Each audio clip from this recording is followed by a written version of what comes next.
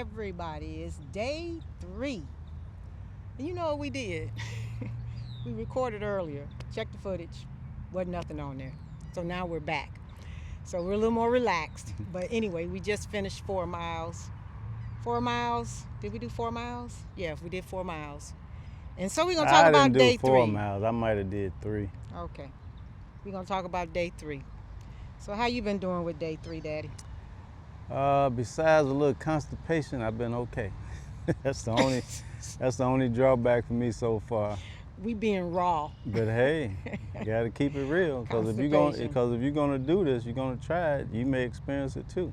Yeah. So might as well give you a heads up. So how is your strength? How is your vitality? How is your hunger? You said, how's your hunger? My strength and endurance is pretty good.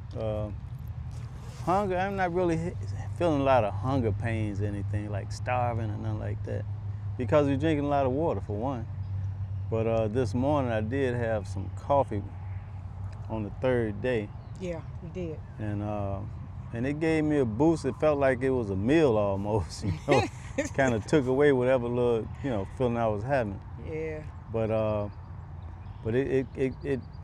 it soothed me for about an hour or so, and then it kind of crashed on me a little bit. What do I do with my phone? Oh, let me have my phone. Then it kind of crashed on me a little bit, but overall, I still recovered, and got some water in me and some of that salt, and then I got outside and mowed the grass and did some things with the raised beds, and just keeping busy. That's the key, and that's the good thing about this fast, even though it's 5 days instead of 1.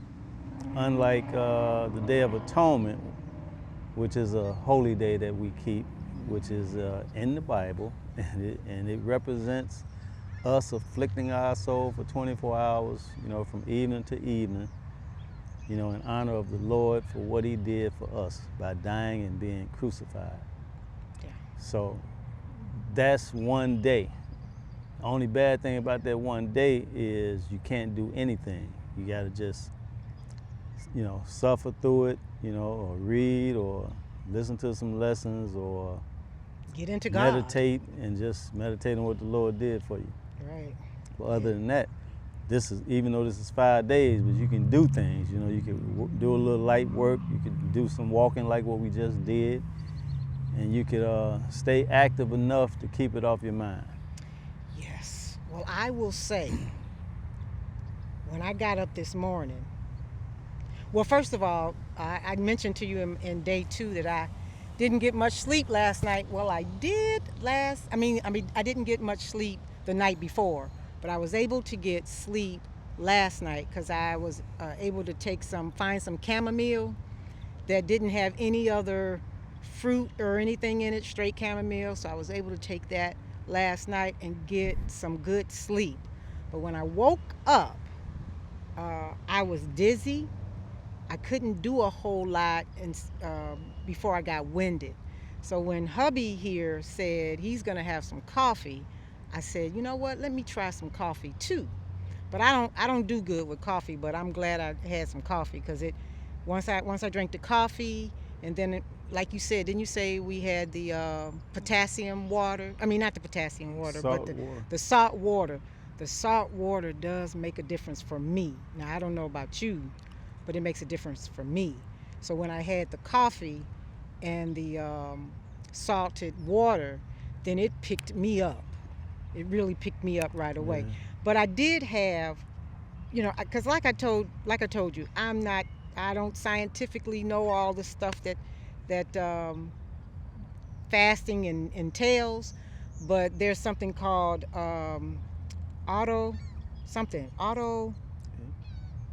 it's called autophagy. Yeah, autophagy. And on the 3rd day, what tends to happen is your potassium level goes low. So that's probably when I woke up and I was like feeling really, really, really low, that when I drank that salt water, it picked me up, because during that process, your body is clearing itself of stuff it doesn't need in your body. So it's doing a vacuum. It's like doing a vacuum cleaning of your system. So your ketosis rises, so you go into this fat burning mechanism, and then you're burning fat, which is adding fuel so you can continue this fast. So, but I'm going to include a lot of the videos that I researched, and I'll share those videos with you because it's a doctor that I kind of follow, and then this young brother, what's his name, Dr. Yaqui. Yaqui. That's a deep brother. He breaks stuff down. I could never tell you what he breaks down, but it just makes sense to me when it talks He's a about young genius. Yeah, all kinds of disease, because obviously with my husband I'm doing this, and he has the option to do the fasting. That's why you elected to do the fasting. Not the fasting, but the active surveillance. That's what his doctor is allowing him to do. I had 3 options. One was active surveillance because due to my health as being fairly good at my age, or do radiation, or do removal. So of course Speak I up. opted. Don't speak so. Of course I opted to do the active surveillance. So I figured, he wanted me to do a biopsy once a year, and every 6 months do another PSA. So during this surveillance period, I plan to go hard at, cutting out things. We starting with this fast, and then there's gonna be no dairy, no meat, no sugar, no alcohol. Well, I'd already stopped that anyway. But still, alcohol. Not that I drink a lot anyway, but no alcohol, yeah. Yeah, but I tell my husband that everybody's body is different. What we may do may not affect somebody else, and they get, they get some sort of illness from it. So everybody's DNA is different. The C word knows your weaknesses, and the one thing about what I can share, as I stated, when I was diagnosed, I went the route of juicing, and I juice, and that helped me to, along with changing the way that I diet, because again, what you eat, I may sound like a broken record, or what you eat really makes a difference. Yes, and I'm thankful for these other options out here, because what she did, I wasn't gonna be able to do that. Yeah. You guys will be viewing me instead of seeing me. He's joking. I would have kicked him into it. Yeah, but no. Yeah, I'm thankful for that. No, but there are variations of options that you don't have to necessarily choose conventional, but there's nothing wrong.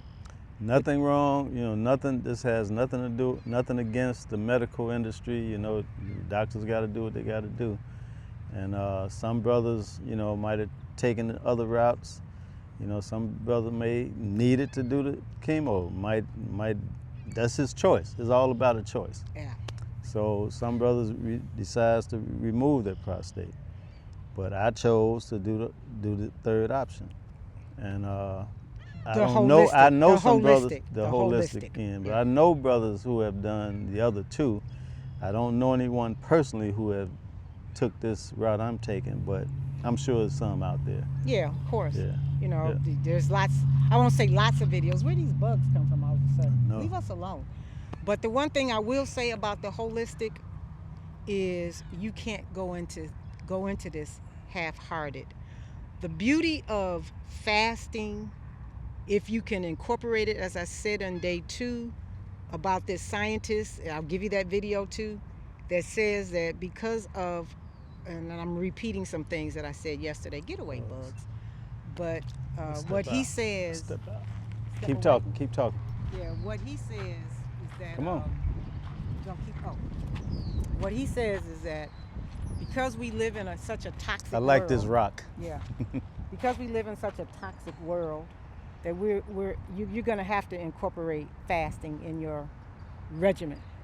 And I was talking about the kids yesterday that it's not a bad thing if they have to go to bed hungry because they're making it difficult for you to feed them healthy. So in order to, I'm going off the rail here, but we got to do better feeding our babies.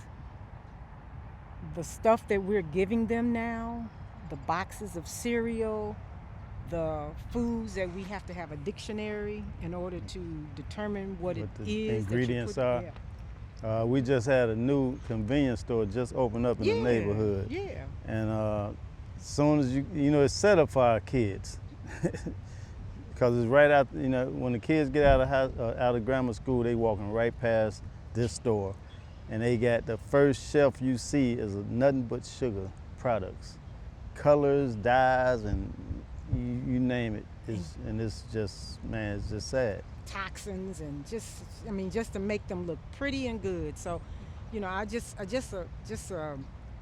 a word of caution. We've got to do better in feeding our babies. And I know I got grandchildren. They won't eat certain things, but you just really got to start to be proactive. And I was joking about if they don't want to eat certain things, then they go to bed hungry. But that's not a bad thing, because going to bed hungry gives their body opportunity to reset itself. And depending on when was their last meal, they can enjoy the internal things that happen with repairing their system. Right. So anyway, I don't think you mentioned. You probably did. Oh, earlier. you know Hold what on, I didn't. hold on. You know what I didn't mention? What? Let me say it. We did do a preparation before we started fasting too. We did some intermittent fasting. Like eating up until 7 p.m. and we didn't eat anything until the next day. Until 12 o'clock the next day? Right, like right, and at 12 o'clock. Yeah, and that helped prepare us for this fast. Yeah. So we didn't just cold turkey go into it. Yeah. So preparation is important too. Yeah, that is true. And then I forgot to mention, our kids, to support us, they decided to do a water fast. And some of their experiences. One was that yesterday was a pretty tough. Day 2 was pretty tough, but once she kicked into day 3, it was a little bit easier. And we got 3 daughters doing the water fast, and our son. And we haven't even heard from Isaiah. He probably is just rolling. He's doing it. Oh, okay. I know he's doing it, but he's not He's struggling. Yeah.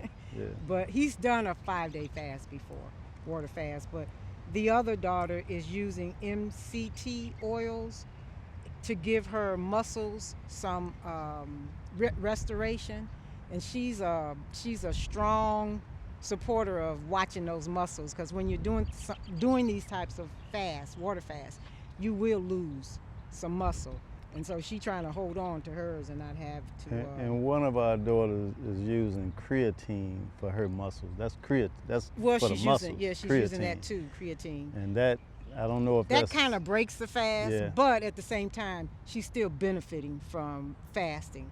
Yeah. And then we have another daughter who's using liquid vitamins, and she said that's helping her to get over the hump. They're probably going to stop tonight, and we're okay. We're grateful that they supported us. Yep. But we're gonna however long they hang, it was appreciated. Because they didn't plan it, we just put it on them, and they said, "Yeah, we're gonna." They jumped in. Just jumped in. So anyway, you can do it if you decide to. I just say if you are under the care of physicians, doctors, please discuss that with your doctor and make sure that you're healthy enough to go through an extended fast.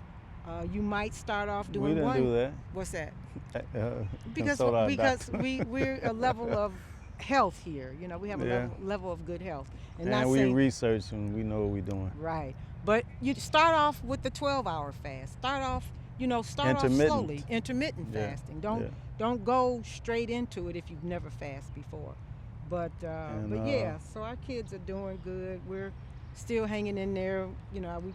I probably overdid my walk today, but we're gonna see tomorrow. But hey, this is day 3. Can't wait to get past 4 and 5. We're gonna probably have a celebration. And as I said before, we didn't record last time. Tomorrow may be my roughest day because I'm gonna be around a lot of brothers and sisters with sweets and cookies and cakes and tuna salads, but I'm gonna have to run. Yeah, Yeah. he is. He's gonna have to do that. But anyway, everybody enjoy. Day 4 and day 5 is coming. Peace and love. Peace and love.